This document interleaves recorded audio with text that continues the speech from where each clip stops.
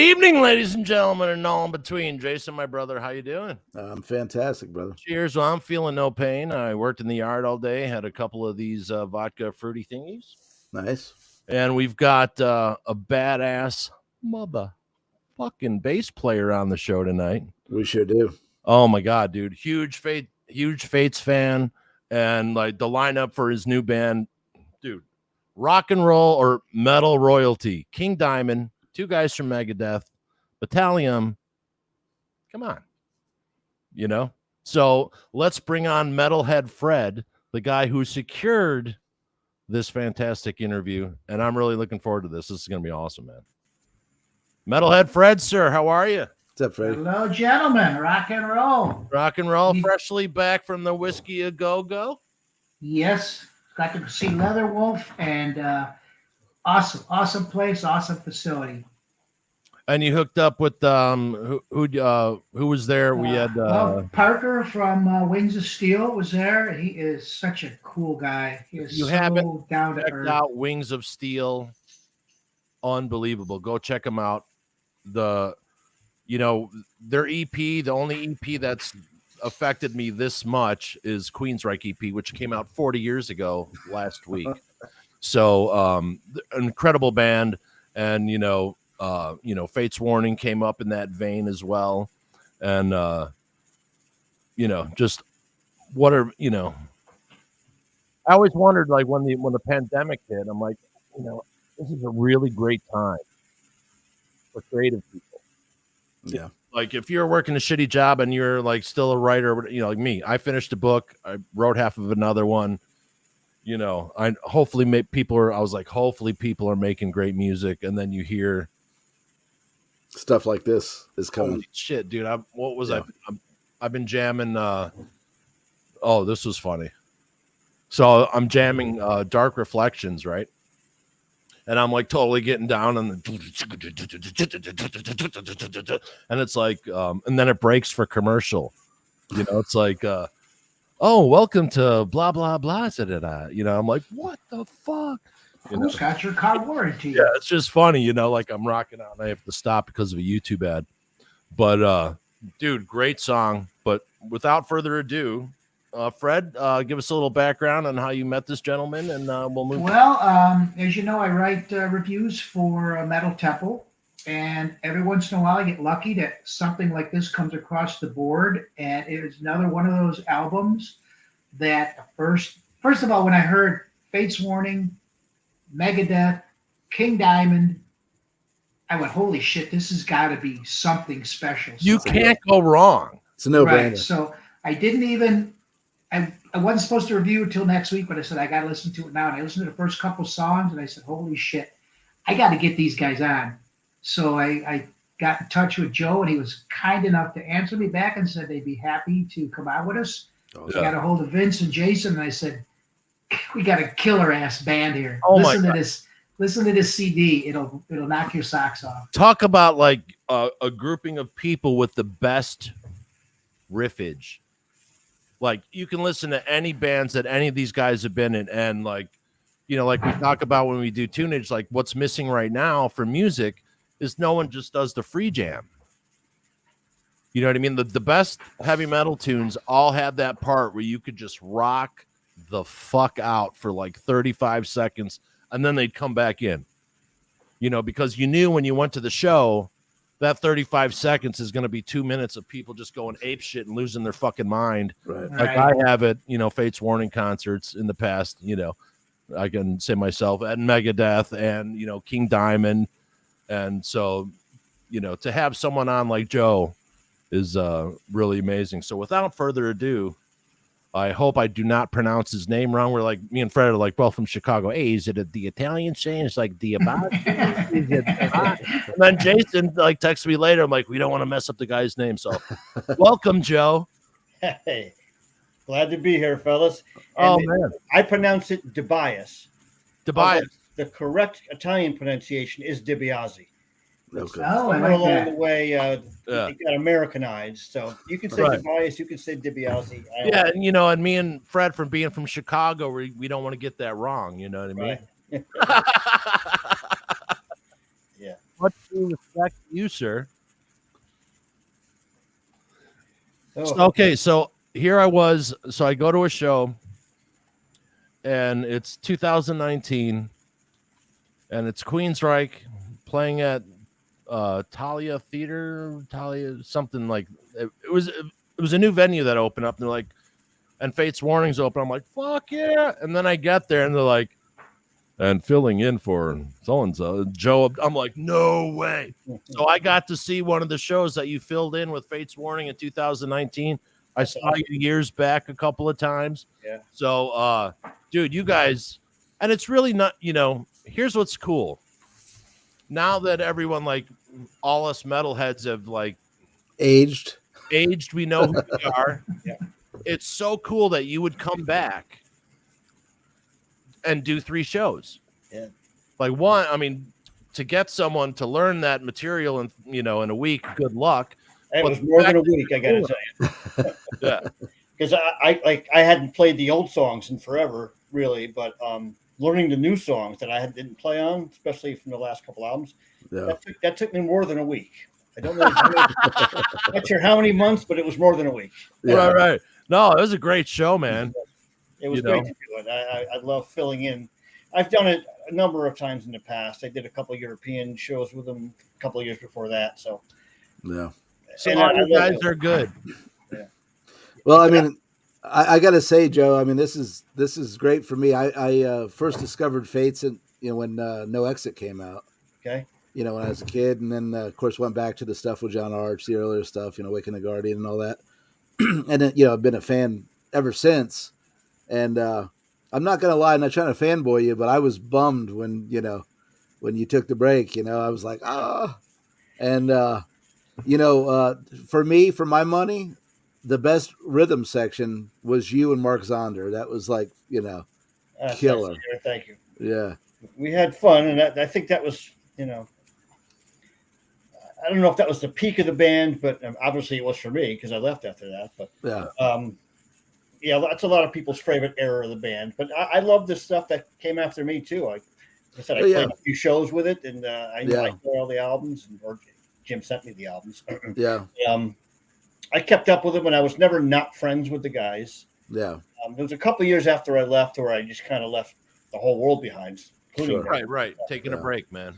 But I was never, it was never a bad situation as far as getting along with those guys afterwards. It was not an ugly parting, really. It was just time for me to leave. Right. Time to do other things. Just had to do it, for a myriad of reasons. Yep. Sure. But man, what a body of work! And I mean, for me, Fates was my first progressive metal band. I mean, that was my introduction to that. And I always wondered, you guys, being as young as you were, writing music that was like that advanced. I didn't think about it so much back in the day when I was, my teens and 20s, but as I get older and I look back, and because I still listen to all the same stuff I did, Yes, me too. And I go like, man, how did these young cats come up with shit like that? Well, Night on Brocken was that was our debut album. Night on Brocken was a fairly basic, simple album. I don't think we were progressive then. We're pretty along the lines of Maiden and Queensryche. Yeah. And we progressed as we went, we got slowly more progressive. Mm-hmm. It's just a sign of we're maturing as musicians and songwriters and so forth. And we always said we didn't want to do the same thing twice. Right. We're not going to make the same album twice. So the progression we took, what we're listening to at the time or what we were feeling like, it wasn't anything we sat down and say, hey, the next album's going to have 12-minute songs, and we just whatever came out. Right. Yeah. That's one of the things that really bums me out with metalheads sometimes. And we're a great community. We support what we love, and we support. If we love you forever. Like there's no parting of the ways. There's like, oh, who's playing? Okay, fuck yeah. But when people go, oh, so and so sold out, did you hear? Dude, if you want the first album, buy it twice. Yeah. Like people progress, and like if you're not enjoying the musical journey of them who gave you that great album that you love, and you're not giving the next one a chance, then you're not really a fan. You know what I mean? We're probably all guilty of that at one time or another, including myself. Oh, for sure. Wow. For sure. You know what I mean? But if you can call it, like sometimes I'll go, oh, nah, I'm just being a dick. Yeah. And then sometimes you're like, no, that album just blows. You know what I mean? That's the case sometimes too. There's no getting around that. Right. Yeah. And for people who've never made an album, written a song, they can say as much as they like. Yeah. But, you know, when it comes down to it, you have to live with what you've written. Right. And doing that 200 nights possibly per year, you really have to dig what you're writing. You know? Absolutely.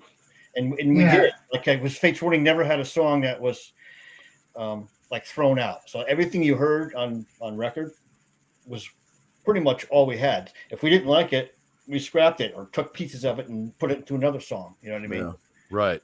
We made sure we were happy with all the songs before we put them out, you know. And you don't hear that too often because people are like, well, we didn't, you know, release these 6 songs. Yeah. And and also too, when the budgets were there where you could relax and stretch out and now there's not that time. So people who weren't proficient in songwriting are having a harder time now because they don't have that time to get rid of the shit. Right. And I don't mean that in a bad way. It's just like everyone knows, you know, like the reason why songs sometimes take 7 years to write is because you're still working on it, but a lot of them will never work. And then the one you write in 5 minutes is, you know, the one everyone remembers. Yeah. So there's no right way, but the fact when people like, you know, that kind of bums me out. Oh, they sold out. Dude, what? Yeah. And when I was younger, I probably said that. We all did. Yeah. Joe, I think Jason hit on this with Fates about the writing, and I think when I first got into Fates with Parallels, and it was a kick-ass album, and it brought me, of course, to get your whole catalog then, and you right up there with me with Queensryche and Dream Theater. I think what I loved about the Fates Warning songs is just a mythical and fantasy approach to it. And my 2 questions are, where did the inspiration come from back then to write those songs? And part 2 of that is, concept albums were kind of big then with Mindcrime and Rush and 2112. Did you guys ever toss around the idea of a concept album? Okay, well, first of all, going back to the myths and the mystical lyrics, that was really on the first 3 albums when John Arch was in the band. Right. He wrote all the lyrics, or the vast majority of lyrics back then, and that was his style. The mystical dragons and stuff like that. That was purely him. Yeah. He was in charge of the lyrics. Music wise, we all collaborated musically. You know, obviously Jim wrote the vast majority of our songs, Jim Matthias. But it was we all had vast input. But once John left the band, Jim became the main lyricist as well as composer. So you can tell that the lyrical content was vastly different. Yeah, No Exit on. Yeah, and which segues me into No Exit, which is it's a half a concept album. Side 2 is a concept song. You know. It really is. It's really one song, and 6 songs broken up. But that's kind of, we never did a full concept album. I think Pleasant Shade of Grey, that was the first album that they made without me. That's basically a concept album, especially one long song. Yeah, it's about as close to a concept album as they got. But we never did the full story, like Operation Mindcrime, which is funny. I listened to that album today for the first time in about 5 years. What a great album, isn't it? Yeah. For some reason, I hadn't heard it in ages. I put it on this morning. Yeah, it's unbelievable. Yeah. But no, we never did the full concept thing. And I can't really speak on, like I didn't write into the lyrics for the most part. So, like I said, Jim was the main lyricist, and he was a great lyricist. Yeah. As was, but completely different style. Yeah. And it's funny, the last Fates Warning album that they put out, which name escapes me. New Long Day. Long Day Good Nights. Yeah. Yes. Great record, man. He actually did not write the lyrics to that. Really? To that album. They had maybe one song, I think. Ray did most of the lyrics? I asked him why. He just said, I had nothing to say. Huh. He had nothing left to say, as the Super Symmetry song goes. Yeah. So, I actually love that record too, and I didn't expect to, because like for years I was, I had my favorite Fates albums, and that thing, probably about the second or third time I was like, I think it's killer. I prefer Theories of Flight, maybe because I was more familiar with it, because they did those fill-in shows. I had to learn a bunch of those songs. I'm a little more intimate with those songs than the last album. I liked the last album. I never got fully engulfed in it. I got to be honest with you. Yeah. So when I went and saw the Talia Hall show. Here's a funny story. So in Chicago, we have these things called red light cams. Okay. So we're leaving the venue at Talia Hall, and Chicago PD is out there with their things, and they're waving everyone out. And there's thousands of people waiting to get out of the parking lot. Great show. Everyone's stoked. Right. Going like this. Dude, 400 of us go through the red light as the cop. 400 of us got fucking tickets. Dirty bastard. Now, what are you going to do? Take a day off to fight $100 ticket, go downtown? No. That's a city that works. So that was just, so that's a total Chicago moment. But what a great show, man. That was a great. That was it's weird. It's on the second floor. Yeah. Yeah, that was a cool venue. Walk in there and you walk up and you're like, what the fuck is going on? Yeah. And then you walk in, dude, in a great room. The sound was great. The lighting was great. We were front row, amazing. And, Todd LaTorre, what an amazing singer. What a great addition to Queensryche. Yep. And, Queensryche is one of, Jason and Fred's and mine's favorite bands. Yep. Yep. And they needed some new energy, and no bad blood, nothing to be said bad about Jeff Tate. I mean, Fred vacations with them every year, and but it's nice to see the music coming back, and whatever happened, whatever. But it's nice to see. I mean, let's face it. We're all middle-aged now. Yeah, and I mean, just to still at this point in our life, to have our favorite bands still putting out new material and touring and stuff like that, it's a treat, man. Oh, totally. Really, yeah. I mean, Todd's a great guy. They're all great guys, and I love their latest album. I think is the best one since in a band. What a great record. Unbelievable. Everyone's collaborating. And like Operation Mindcrime, like we did a Queensryche album by album, track by track retrospective.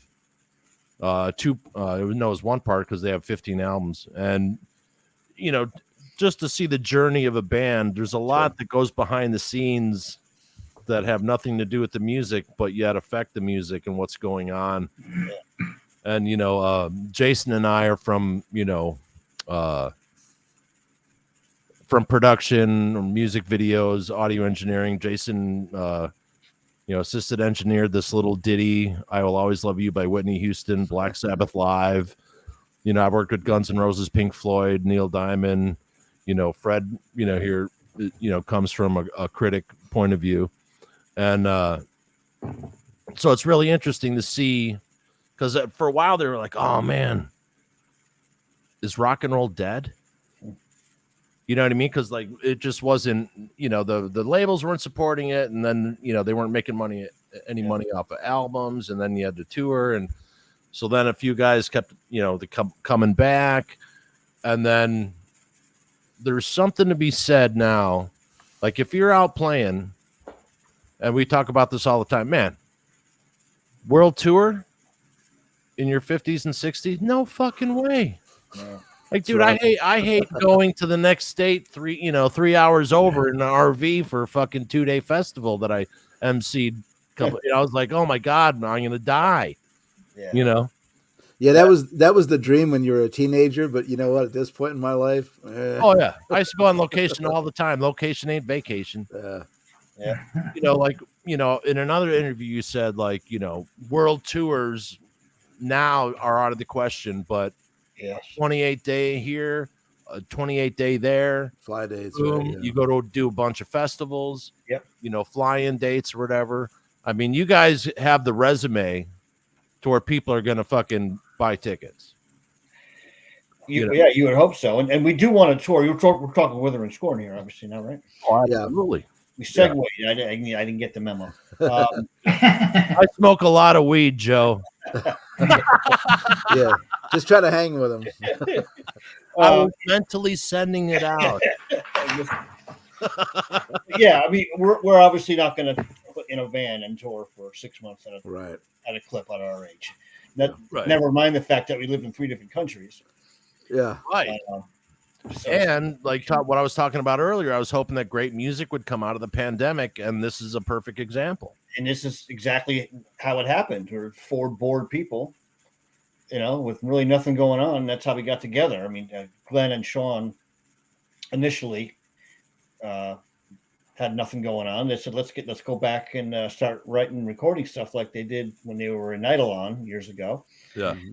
And I had just done a couple of songs on Glenn's solo project. Walls of Blood? Walls of Blood. Yeah, that was an awesome record, man. So that was kind of my introduction to Glenn. He had emailed me out of the blue. He got my email from, I think, Jim Mathias, actually. Oh. He said, hey, Glenn, over here. You want to play a song on my solo album? And I was playing at the time. I was back in playing mode. I was playing with some local bands and doing a thing with my son. So I was in playing shape. So I said, yeah, what the hell, And then we did a song. The hard part for me was setting everything up computer-wise. I had to get the software and all that. I was totally green when it comes to that stuff. I'm old school analog, like we were talking before. Right. So Glenn walked me through that step by step. It was pretty painful. I had to get the computer, I had to upgrade this, and I'm. Well, at least you reached the finish line. I'm still trying, man. I've been giving him shit for 2 years. I'm like, Jason, we need a 15-second opener. And here we are 2 years later, and he's still trying to figure out fucking GarageBand. But hey, I need my big neat console and my 2-inch tape, Anyway, so once we got that figured out, he sent me some music to work on. And I recorded it. We, came out great. We were very happy with it. In fact, Todd LaTorre sang on that particular song. Yeah. Speaking of Todd LaTorre, came out so good. He had one more song without bass on it. He asked me want to do that too. Sure. I think Ripper sang in that song with Rowan's, I believe. Sang in that song. It's a great album. Anybody have not heard the Walls of Blood? It's very good. All different songs. Hell yeah. Billy, a bunch of different singers, and Henning Bossi, who's singer for WITHERING SCORN now too, is on one song. So. That was a successful thing. I enjoyed working with Glenn and vice versa. I was all set up now with the Pro Tools and all the studio stuff to do it. So I'm thinking, man, this is great. I'd love to do some more of this type of stuff. I'm thinking to myself, I'm surprised maybe Glenn didn't ask me to do something, more permanent. Thinking to myself, Right. And I still kept in touch with email, text now and then just to say what's up and hey, the Walls of Blood's coming out and blah, blah, blah. And finally, out of the blue one day, he calls me, hey, Joe. What would you think about joining a project with me and my brother? I said, what the fuck? And what took you so fucking long? Waiting for you to ask me this for weeks, months. Yeah. So that's how it started. Those two had decided, it's the pandemic. There's nothing going on. Neither of them have any musical ventures happening at the time. Mm-hmm. Let's get together. We'll find some bass player. They found me. And we got to find a singer. We ended up finding Henning Bossi, who from Italium and a bunch of other European bands. I wasn't totally familiar with him myself, but like I said, Glenn had worked with him on the Walls of Blood album. Right. So that's how it got started. So now you still live in Connecticut? Am I correct on that? Still in Connecticut all my life. Yeah. Okay. So I'm not sure where Glenn and Sean live. So did you guys record remotely and do it that way, or did you fly out? All remotely. Glenn is in Windsor, Ontario. Okay. Sean is he's been living in Atlanta for the last 20 to 30 years. Oh, he's down in my neck of the woods. Yeah. And Henning is in Germany. So it's Yeah. all remote. Cool. All remote. I did, when I did that Fates Warning thing we discussed earlier, I did. Glenn came out to the Detroit show because he's in Windsor, it's very close. So him and Todd hung out there for for a day or two. That was cool. Yeah. But otherwise, I talk to those guys all the time, but I've never met Henning. Yeah. Not the guy. Yeah. So it's pretty interesting. I was listening to another interview that you did on Friday the 13th. Yeah. And you're talking about the way that you write, or at least for this album. Yeah. So drums are first, guitars are added, then they send it to you. Yeah. Do you play more to the guitar or to the bass, or is this just how this situation works? It totally depends on the part. I mean, I get it with drums and guitar on it, and I can turn one or the other off or keep both on. It depends what kind of parts. If it's a hard driving, heavy part, I'll just focus on the drums completely there. You know what I mean? Just to be in lockstep with Sean. Yeah. And there are times when, I don't follow the guitar, but, I have to play off it a lot more. And what I like to do, going back to my Fates Warning days, are a little more progressive and weird stuff. I like to play off both of them and do my own thing, to add an extra step in there. You know what I mean? Yeah. And the beauty of the way we recorded is I could take my time, because at the time we had no label, we had no deadline, right? And we it took a fucking long time to do this album. From beginning, from that phone call from Glenn that day till the album came out, was almost 3 years. 3 years. 3 fucking years. And I'm nothing was rushed. Nothing was rushed. We when we first started, we weren't even necessarily thinking that we're going to get a label, we're going to put this out. We didn't have a name until it was almost too late. We were just doing it for fun. Yeah. In my mind, I'm thinking, this shit sounds great. Hopefully this is going to go somewhere. Yeah. We never really talked about it. It was just more fun than anything. More to do. We all love music. We love writing. We had a good time doing it. Right. But we was no. That's what I was trying to say. There was no hurry. There was no pressure. There was no, man, I got to get this done by second week and blah blah blah. Right. So I could really take my time, and I didn't have to rush parts. And I can play off the guitar or the drums, take my time, whatever sounded cool. There was no rush. Yeah, so you had time to chew on it, even. Yeah. Like, okay, I'll listen to a track, I'll chew on it for a week, and then come back to it. And there were times where I had 2 or 3 songs built up, because that's the way it seemed to kind of go. I'd get 2 or 3 songs, and I wouldn't get another song to work on for 4 months. Yeah. And I kind of knew that was happening. So I didn't put any pressure on myself, because I work a full-time job. Dude, this whole album is riff monsters, man. Killer record. So I was telling these guys before the show, I'm a truck driver. So, I mean, I'm driving, 3 in the morning to 6 at night every day. Yeah. And, I've been throwing the record on, and it occurred to me the other day, I was like, I can just put this record on and let it play. I'm not like skipping any tunes. And it's very rare these days to find a record that you can listen through completely and dig every tune. And I mean, not blowing smoke up your ass, but this is one of those records for me. It's killer. Well, going back to what we were saying earlier about not wasting, songs or not having a lot of, and since we had so much time, if we didn't like it, we changed it. Or we got rid of it. Or again, we didn't have any pressure. Yeah. So if we listened to it for 3 or 4 weeks, this is not really working. This got the whole chorus sucks or whatever. We had time to kind of reconstruct it. Did you find yourself, after you listened to some of the songs, trying to stay away from maybe sounding like a Megadeth or King Diamond or even Fates? Did you say that's too Megadethy and tweak it? Not consciously, no. I mean, first of all, Sean, believe it or not, Sean wrote most of the music, not Glenn. Wow. How it usually starts, Sean comes up with the riffs. He kind of gets a bunch of riffs together, sends them to Glenn. Glenn kind of puts the pieces of the puzzle together, and together they do. Because obviously Glenn's really a guitar player. Sean's just messing around with chords and stuff. But he comes up with the germ of the idea, and then typically him and Sean and Glenn would put all the pieces together, a general pattern, send it to me, and the songs would be put together kind of like that, a lot of back and forth. Same with the vocals. We'd send the song to Henning. Sean wrote a lot of the lyrics too, and Henning added some of his parts. But there was a lot of not language barrier, but sometimes the songs were too wordy for Henning. sing in English. So all right, let's cut this part out. And there's a lot of give and take. There's a lot of making sure everything fit. Since we had the time and stuff like that. So. So that's what happened. Glenn and Sean would send me their products. I put my bass on it, sometimes going back and forth many times. Like we didn't have a producer per se. Glenn was basically the producer because he has his own studio. Everything was sent to his home base. And he acted as producer, and he can be a pain in the ass like a producer can. So Joey, I know you right. I heard you click here and a lot of string noise, and I think this part was out of tune. So do it again, not in a picky kind of way, but he's a perfectionist. You know? So there was a lot of sending back and forth of material. I finish. Oh God, that song's done. And I get the 2 days later. I heard that G was slightly. Like, how the hell do you hear that? Right. Well, that's what's cool about creative people too. It's like because if everyone's on the same page and they just want the best. They don't mind. Hey, dude. Oh, I got this idea from this Dreamland, whatever.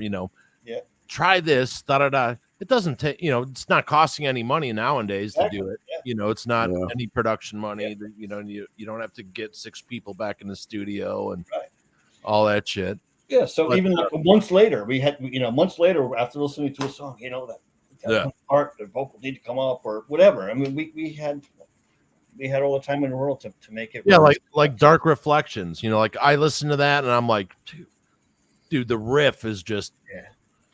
I'm like, oh my God, this is almost, and it's cool as people, still move on in their career that they're paying homage. Like that's total paying homage to King Diamond. That song, holy shit, dude. Again, not purposeful, but right. That's just what you do. They play. And there's DNA with King Diamond and Megadeth and all types of shit. Of course it's gonna sound like that. Exactly. Well, I mean, the beauty of a project like this is with you guys all coming from your backgrounds. It's like it's a what's the word I'm looking for? It's like a combination of all royalty. Exactly. Yeah.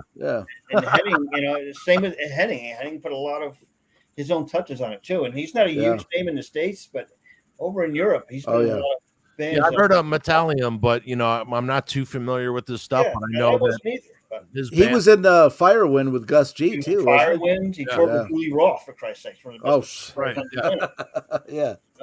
Right. So there's a lot of there's influence coming from all different directions, and we're all metalheads. Like Sean and Glenn are huge Fates Warning fans. Yeah. There's something I learned on that other interview you're referring to. When they were in Eidolon, the band that they had before Megadeth, they actually did a cover version of Silent Cries.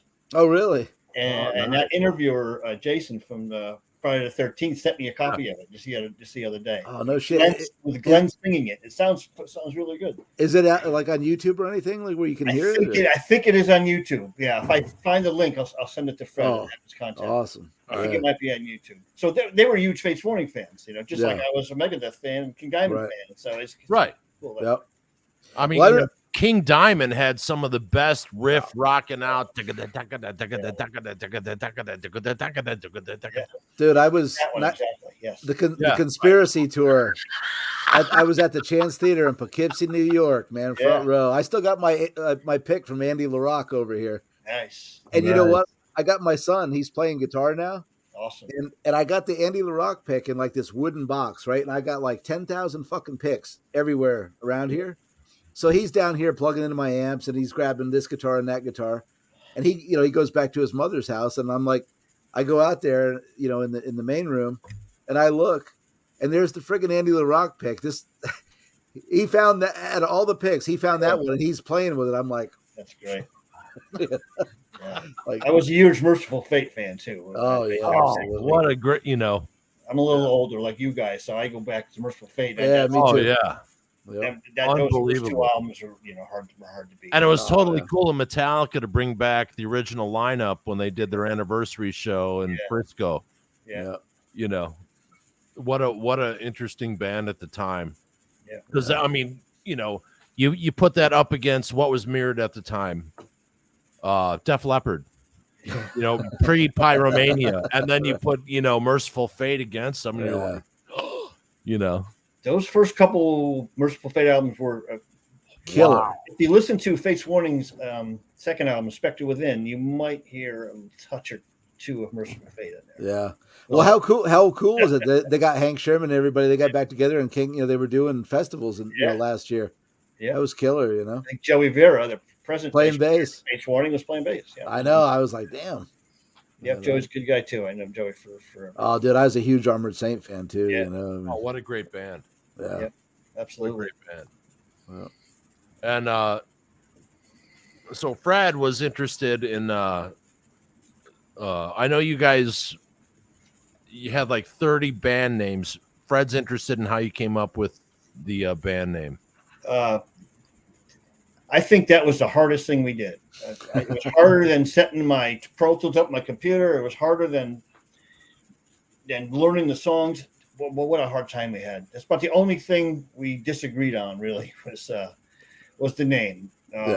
Either it was taken, and after that sounds cool. We go Google it, and some band from Bulgaria's got that name. Oh yeah. Shit. 3 followers, you know. Or it wasn't. If we had a lot of criteria, you know, if it had to be something you can Google and it's going to come right up. If 19 the things, you know, it's just a lot of things, and it got to be so obnoxious. Like, oh my god, here we go, another goddamn band name discussion. It was brutal. And finally, Sean came up with Withering Scorn. He had heard the phrase somewhere, and at that point, we were like, nobody hates it. Let's just go with it. Nobody's saying it. Just go with it, you know. And it grew on us, you know. When it comes right down to it, you know, as long as you don't have something really stupid, right? The name's a name. People What's in a name? Yeah, you know I mean? But so far, we've had, you know, not too many complaints on it. And it lent to a nice logo and some cool artwork. And sure. Oh, so absolutely. The album. Yeah, I love the album cover. It's awesome. It led me to, and I hate to use the concept term again, but the album, to me, all the songs have that dark, sinister aura about them, and do you feel? I was reading some of the lyrics. Do you feel, Joe, that the songs are interconnected? It could be. I don't think purposefully, anyway. Because I said Sean wrote all the lyrics too, actually, with Henning's help on some parts. But I don't think he had any one theme in mind. It's whatever he was feeling that day, you know. I mean, it's heavy metal. It's going to be dark. Yeah. You know what I mean? All the best metal is, right? Yeah. So, but as far as I know, I don't think there was any conscious effort to have it a theme, you know. Yeah. But it's generally, you know, general darkness, you know. That's really it. There really is. Well, I'll be reviewing it for the website Metal Temple next week, and you can pretty much count on a damn good review, because from the opening song "Prophets" to Eternals, which I love, the last song, "Eternal Screams." I love that. That's all our favorite. That's the last song we wrote, which kind of shows you how much we progressed in 3 years as as playing together and writing together. That's by far, I think, the best song. It's my favorite song. It's Sean's favorite song. I'm pretty sure it's Glenn's. But it's, you know, it's a little, you know, it's got the keyboard parts, a little longer, almost like a quote unquote epic type song. But we needed something to break up, because there's a lot of fast, heavy stuff on there too. Again, but you know, it was a killer way to end that album, because it just grabs you, and it kind of roller coasters a little bit. It's a perfect last. Perfect. It is. It's a perfect last song. Just like I think "Prophets of Demise," the title track, was a perfect opener. Absolutely. Yeah. And we've talked about this a lot lately over the past couple of months, as people aren't paying attention to the track layout. The track order. That is so important. Well, for us old fucks. We put a lot of work into that. We had a lot of discussion about that. Yes.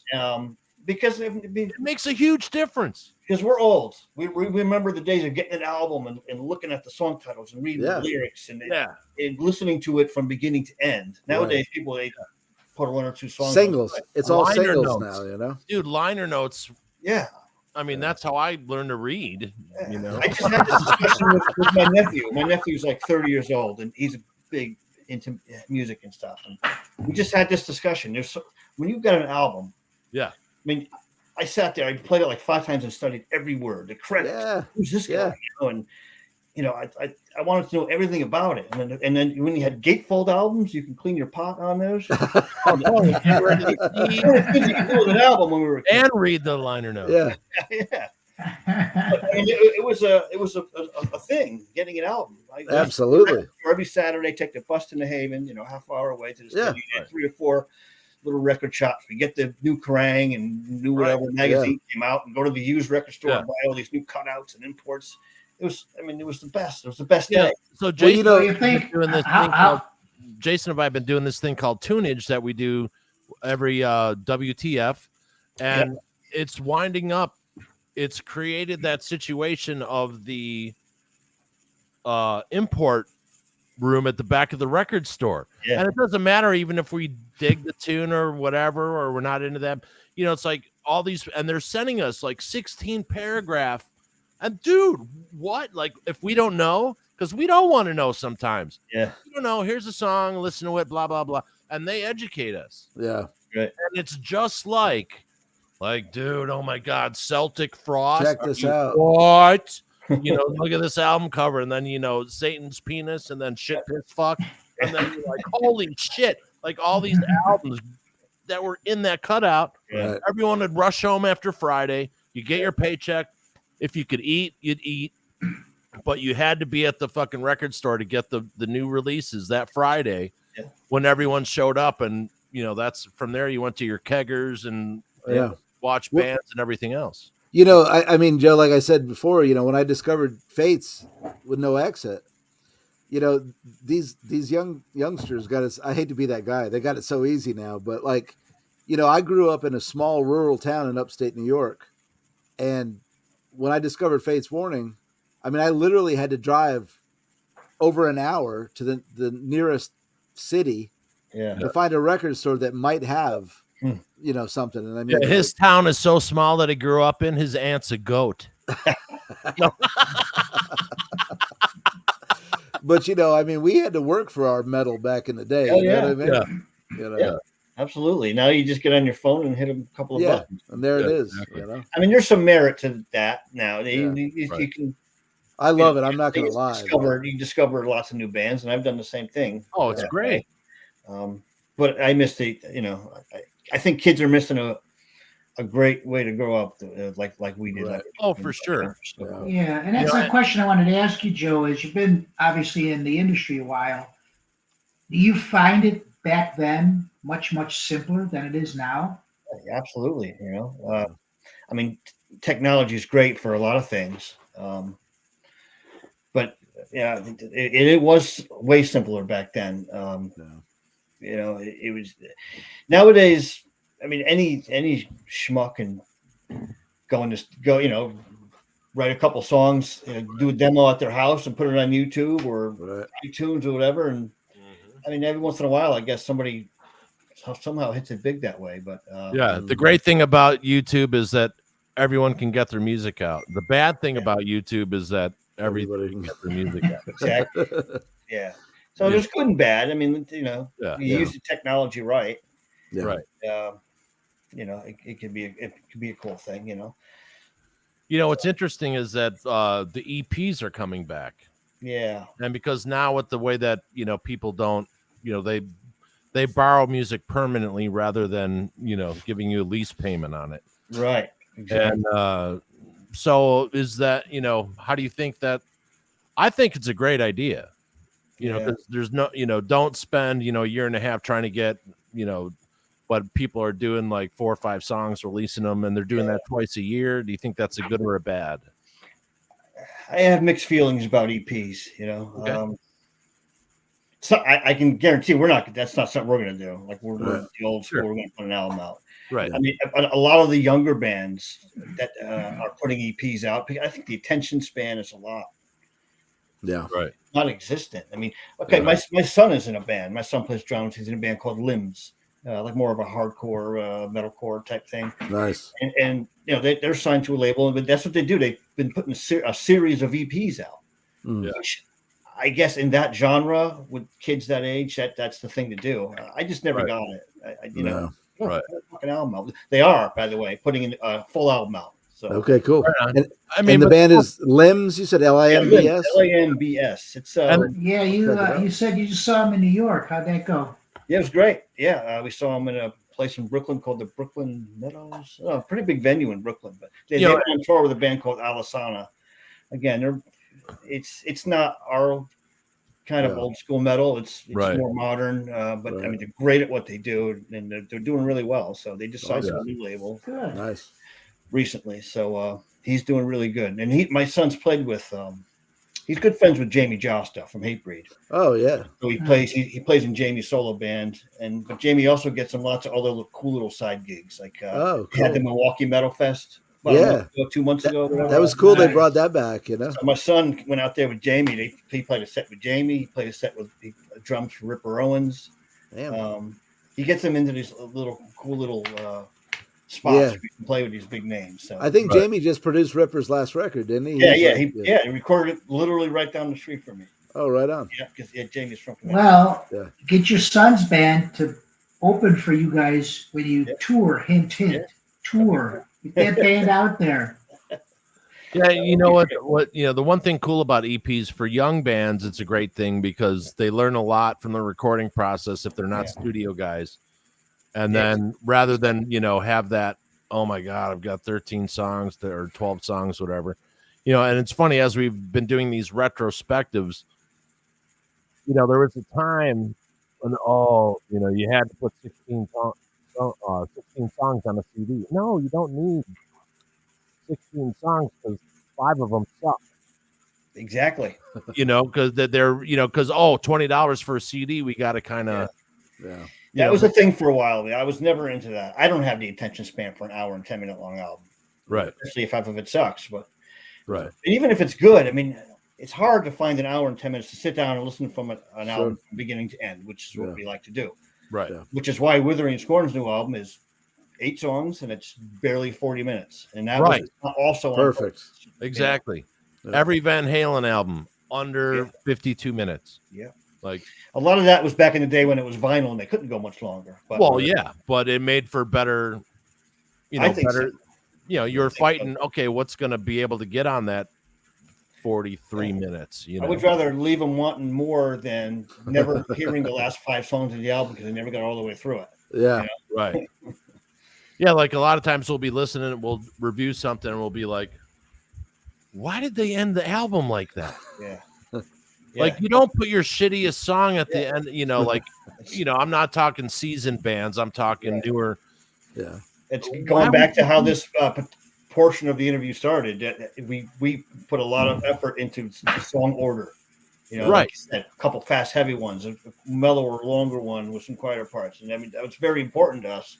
Yeah. Because that's how we listen to albums. Maybe not everybody's going to listen to it that way, or they're just going to pick that one song they like. But we're happy with the order and the flow of the album, which is important to us. Now that the way that album or labels sign people now, so you guys already had this pre-produced and everything and ready to go. So are you more in a distribution type of deal, or do you have a solid old school type of deal?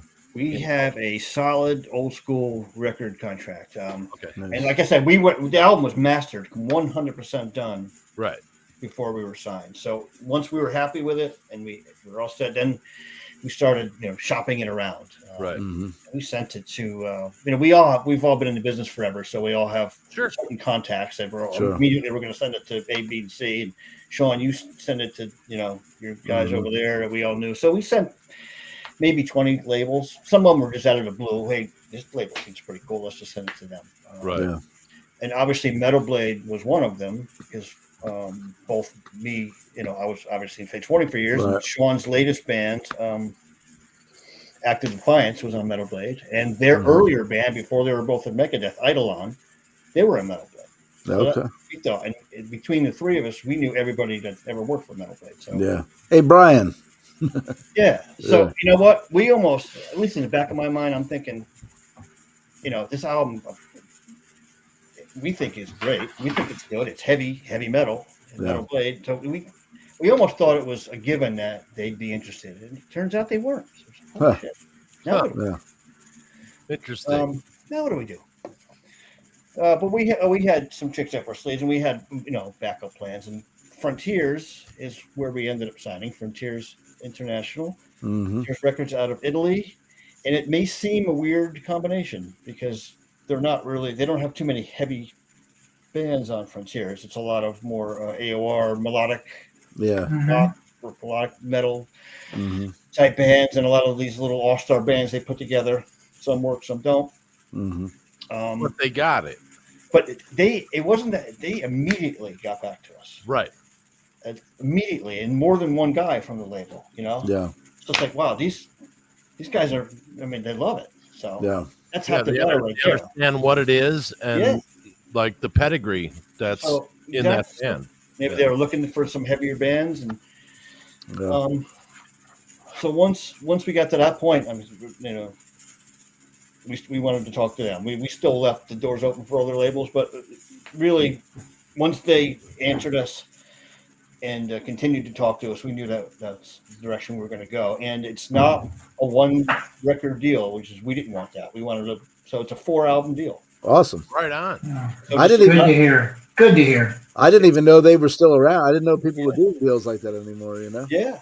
So that's awesome. and that's good for them. And obviously, they didn't want a one-off thing. They want to kind of nurture it and so forth. And we didn't want to, this is right. We That wanted to gives make you sure a level everybody of, knew this was a band, not it gives you a level of comfort project. too. Okay, we can, they don't have to develop you guys. Right. You guys are all seasoned. You know what you're doing. They know what you do is what you do. Yeah. People aren't going to be up your ass about it. Absolutely not. And you guys have already written at least, or at least developed 2 songs from the interview I heard earlier. So you're already working on the next album. We're already working on new stuff, so which is cool. And if you're a record executive and you walk in with your resume with this band, I'm saying, please step in, have a seat. I'm talking to you. Yeah, it's hard for me on this end because we're in it. So it was hard for us to even tell how good the music was. We didn't want to play it to too many people. Yeah. So I played it for my son, maybe my brother, and everybody had one or two, and everybody, oh, that's great. But it's your son and your brother. What are they going to say? It sucks. Right. Yeah. We really didn't know how we thought it was great, but we wrote it. So obviously we don't think it sucks. So we didn't know how people were going to react to it. Right. And we're very, very pleased with the response so far. I really haven't read much bad about it. There's no bad reviews. Maybe a couple little remarks, this, that, or the other, but it's been 98% positive. Yeah, no random troll. It's a great record, man. No bullshit. It really is. I'm not bullshitting you when I tell you I can listen to it start to finish, and I dig every tune. And we think it sounds great. The production's awesome. We love the artwork. We're happy with the whole package. Really. Yep. We just gotta hope that enough people want to hear it, so that we can go play some live shows, and next, enough people buy it. Yeah. And not just stream it. So my 22-year-old, lives with me, and I had it cranked, and he was with me at the show, the Queensryche show and Fate's show, in Chicago, and I know he just comes out, fuck is this, Dad? Like that's when I know, like we're on to something, If his head's bobbing, it's good. Yeah. And he gets into rap and metal and all types of shit, but when he comes out of his room, pauses his fucking video game, shooting terrorists, he comes out, it's like, Dad, what the fuck is this? Like, okay, right on. Yeah. You're on to something, because we can love things all day. Right. But doesn't mean the kids are gonna though, That's what's cool is having a son that age, because my son's turned me on to a lot of bands I would never have heard. Right. Yeah. So I have an open mind enough that it doesn't really fit into my, periphery. But I like to learn new kinds of music and learn new bands. And he has turned me on to a lot of the younger bands, especially in the genre that he's playing now. And some of it's not bad. A lot of times too, I'll say, hey man, it's not for us. Yeah. It wasn't written for us. Right. We don't get it. There's a reason. Right.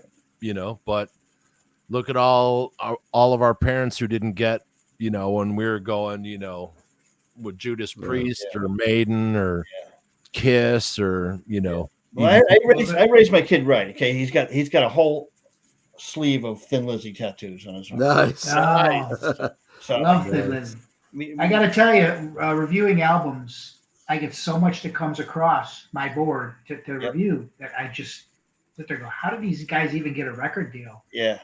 But I got to review it open-mindedly, Yeah. and it's tough. That's why when something like your band comes across, I mean, literally, the first 30 seconds into Prophets and Demise, I'm like, okay, I think we got something here. That song's killer. And I immediately think of Vince and Jason going, shit, these guys are going to love this.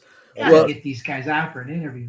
Fred, now back a while back when I guess like the press releases came out about Withering Scorn, when I heard that you were in it, Joe, I was like, my ears perked up. I'm like, because, I was like, holy shit, and then I kept periodically like Googling and like checking to see if there was anything out. And then I kept not really finding anything. I would see just the usual press release stuff. Yeah. And then, of course, work and life went on. And then when Fred got a hold of us and told us that, he was talking to you guys, Vince told me, like, thinking that I didn't know about it. And I was right away, I was like, holy shit. Like, I've been waiting, And then, of course, then the record was out. So I've been digging it hardcore. So that's awesome. Yeah, there was a while there. Once we made the initial announcement that we were forming a band, maybe I think we made it too early because it was like a year later before anything else happened. Yeah, it was a while. Yeah. Yeah. Like I said, it took a long time to make it. But for a lot of reasons. I mean, we all have other jobs and other things going on. Yeah, but that's how we grew up. We had the anticipation, the build up. Yeah. Oh yeah, it was worth the wait. No doubt. These dudes are together. Oh my god! Right. And then you'd have like 10 months of like late night drunken discussions. Oh, dude, this album, like, oh my god, wait till they hear that first fucking riff when they all fucking just sink and lock down. Yeah. And we all grew up with the best riffs ever, dude. And all you guys helped deliver that. And together, dude, it's so pleasing to hear. You know what I mean? Like, because there's really not a lot for us anymore. Yeah. Right. In that way. I mean, there really isn't. Right. You that's what we wanted to do. We wanted to make an old school heavy metal album. Banger. Yeah. It's not. You can't really put it. You can't really put it into a neat category. It's not power metal. No. It's not thrash. Yeah. It's not. That's all weird. How metal is broken into 17. Yeah, I hate that. Yeah. Metal's metal. It's just metal. So this is just a metal album, an old school heavy metal album. Right. I agree. What we all grew up on and what we liked, and that's why we wrote it that way. Yeah. Oh, totally. So let me tell you a story. So my guitar player and my drummer go to a King Diamond show in 1986 at the Aragon Ballroom in Chicago, right? Yeah. So King's playing, and they get backstage, and they're talking to King Diamond. And while they're talking to King, someone walks up to him. They're getting like, drum skin signed and shit like that. Someone walks up to him. They're like, hey, my friend so-and-so is a huge fan, King Diamond. And they go, we went to the graveyard, and they handed him a fucking femur bone. Like, what?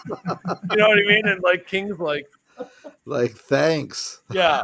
And like pass it on to someone else. But I mean, you know what I mean? They're like, dude, Johnny was a huge fan. We got you a present. We got you a femur bone. You got to do something to freak King Diamond out. Musicians, you can say whatever you want about them, but I have to say, heavy metal musicians have probably seen the most bizarre shit. And that's what's another thing, so getting back into this years later. And like, I've got the experience in my head of what the music business was in the 80s and 90s. So now I come back into it now, and I'm like, I'm hanging out with Jared James Nichols or whatever, No one's wasted. You know what I mean? Like before, like people, like you didn't know if they're going to remember the conversation. They're tripping around. And I have to say, I'm kind of proud of like the metal guys all getting it together. A lot of them are just sober or they grew out of it, but Yeah, you're like, hey, anybody want some blow? And they're like, no. Well, it's interesting that the music business has calmed down a little bit. Yes. That, you know. It's 14 years since I had my last cocktail. So. Oh, right on. Well, good for you.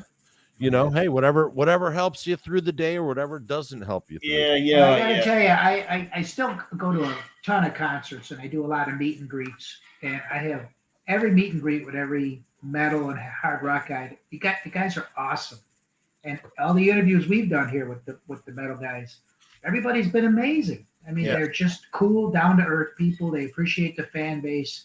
You know, that's a cool thing about it. You know, you hear some shit about like Jennifer Lopez, how she is.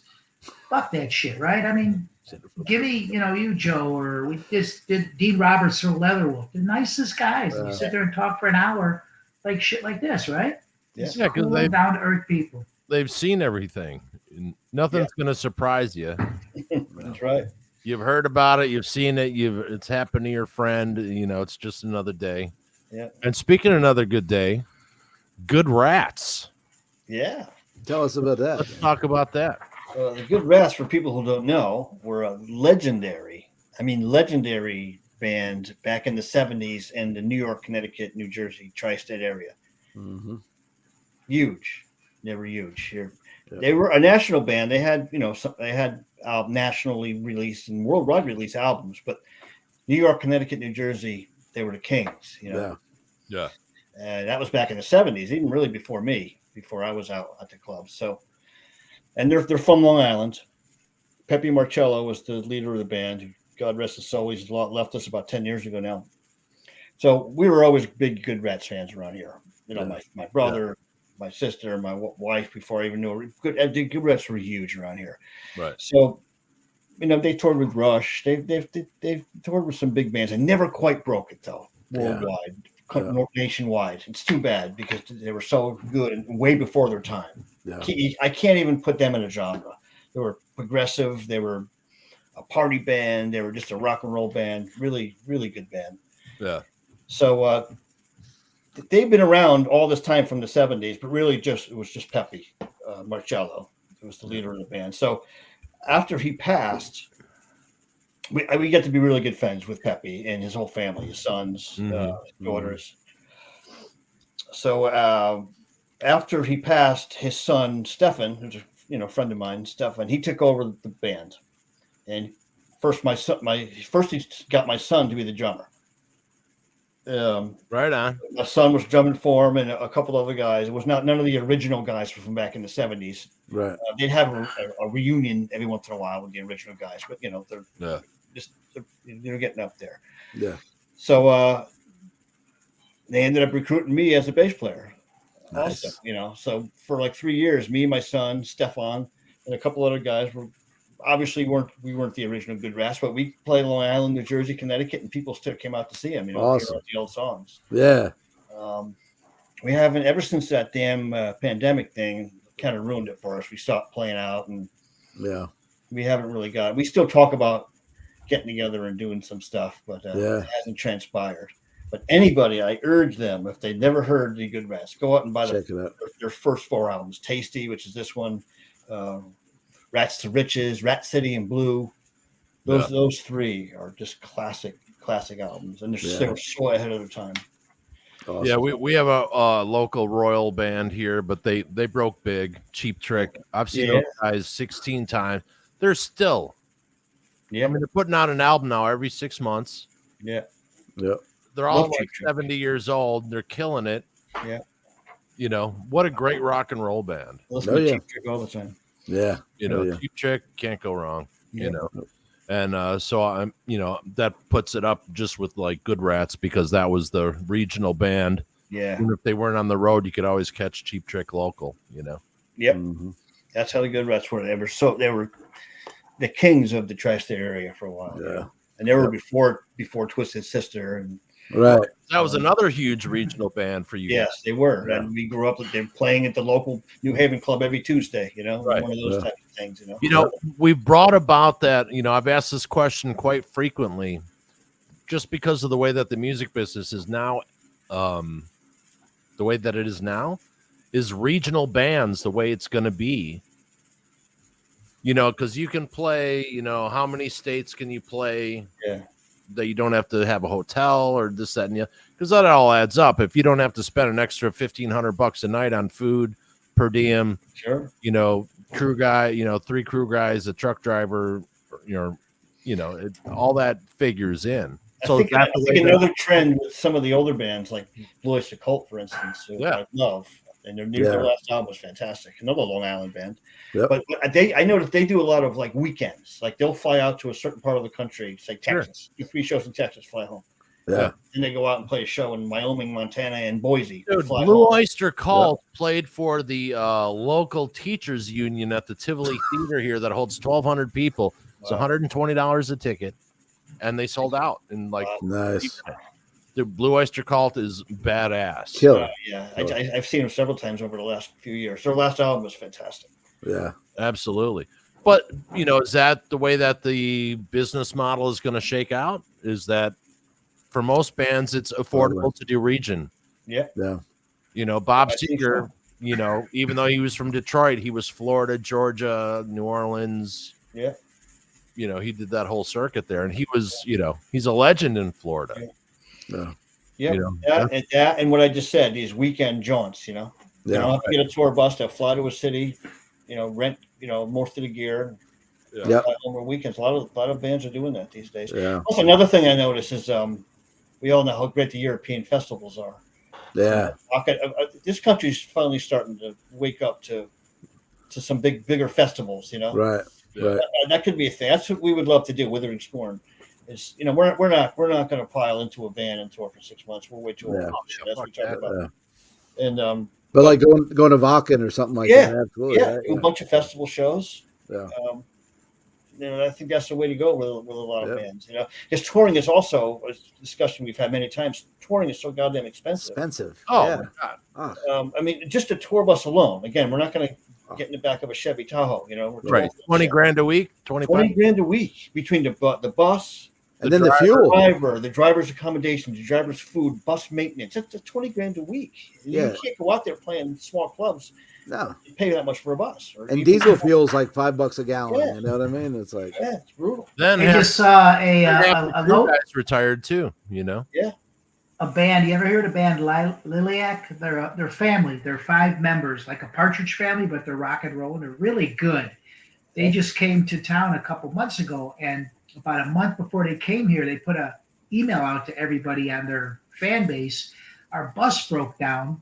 They had a GoFundMe page to try to get some money to keep the bus going so they could continue the tour. That's how tight it was. You know, they need to change the marketing for that. They need to just put like a fuck me fund. You know, like if they did that, dude, like 150% of proceeds up immediately overnight. You know, like who do I make the check out to? Like, hey, if it's gonna happen, it's gonna happen. You know?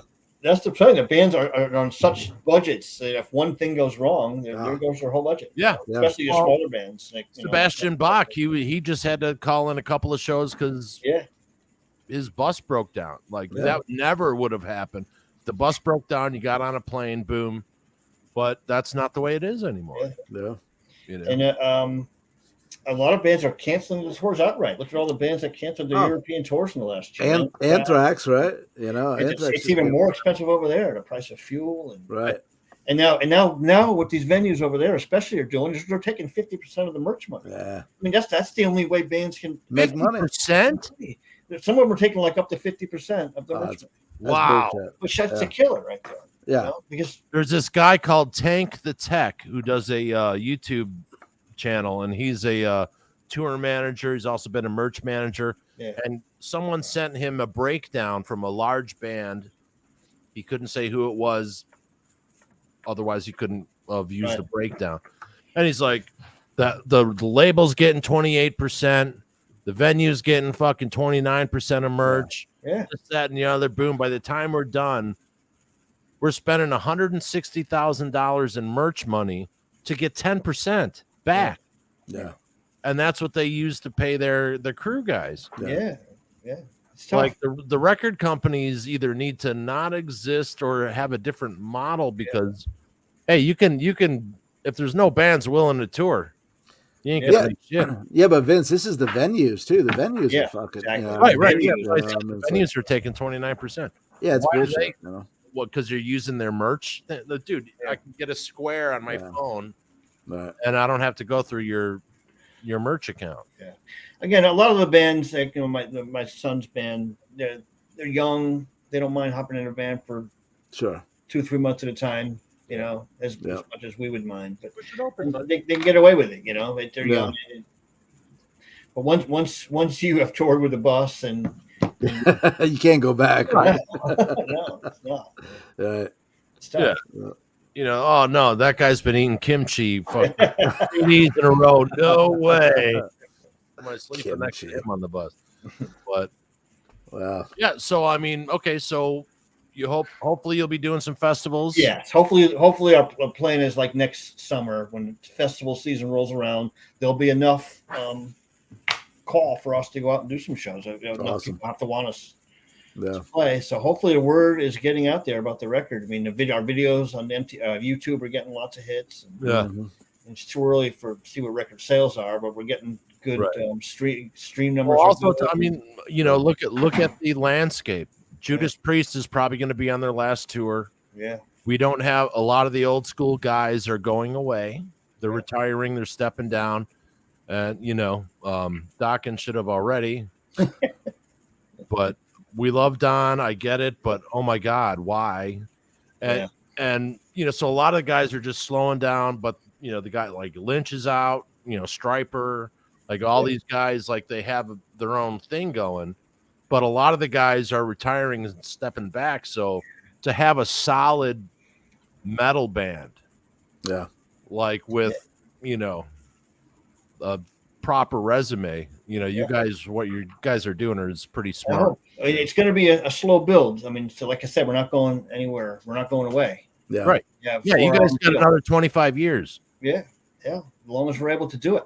Yeah. But at least 4 more albums, at least 3 more albums anyway. Right. Yeah. Oh yeah. Exactly. Because that's what we're signed for, and that's what we plan to do. And we know it's going to be kind of a slow build to get our name back out there again. And you know, to prove it, everybody that hears it loves it. We just got to get more people to hear it. Yep. You know? Yeah. So with interviews like, you know, with you guys spreading the word, it's a great thing. You know? Absolutely. I'm really glad you guys dig it because you guys are old school metal guys, and if you hell yeah, man.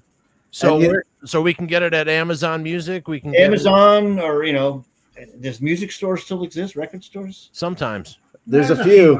Depends on they identify during that day. Yeah. Well, you can't get it at Target and stuff like that anymore, I don't think. But yes, certain record stores will have it. But Amazon or directly from Frontiers. Okay. Get it right off the label. I think you can get them at Blockbuster. Yeah. Blockbuster's long gone. I thought I was missing something. I didn't want to sound like an idiot. No. Don't forget, that was a video store. So what about merch? You guys have a merch site set up? We do not have merch yet. No. Okay. No. We really don't have any kind of management or anything like that. It's just us. It's just us 4 dummies. Right. Yeah. So we haven't got around to the merch thing yet. I mean, obviously, if we start playing some shows, the merch will come. But we haven't crossed that bridge yet. Gotcha. But I love our album cover artwork and our logo, so it lends itself to great, absolutely great shirts. Absolutely. Yeah, you know, a guy named Kieran Bagchi.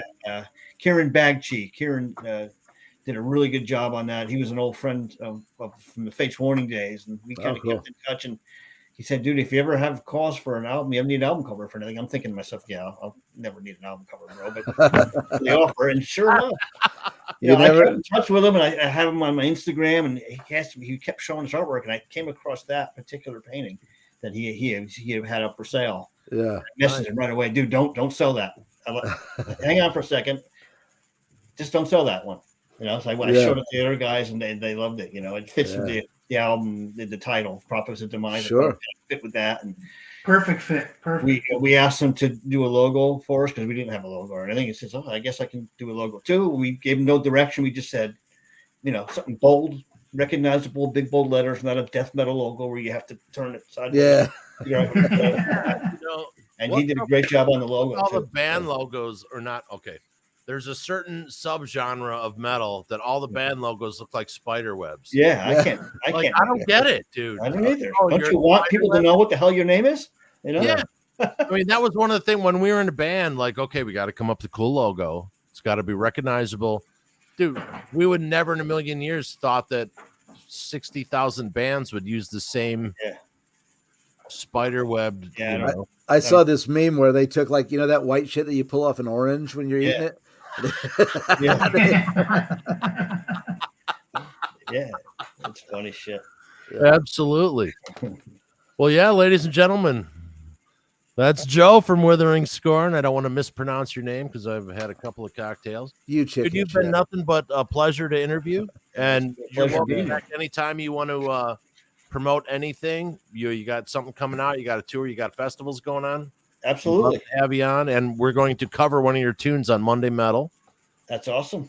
And I think we're going to do Dark Reflections, Fred. Nice. So we'll even get Jason on this one to be a little dirty bastard. That's another thing I meant to mention. Yeah. Reflections. In the middle of that, you'll notice the vocals are slightly different. That's not Henning in the middle on that heavy part. It's actually a Henry from Sean's previous band, Active Defiance.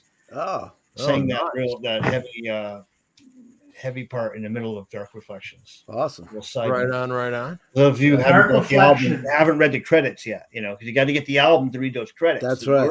Yeah. You're not going to see that on it. You're not going to see that on Spotify. So, right. There's other cool Dark facts on the Reflection. package.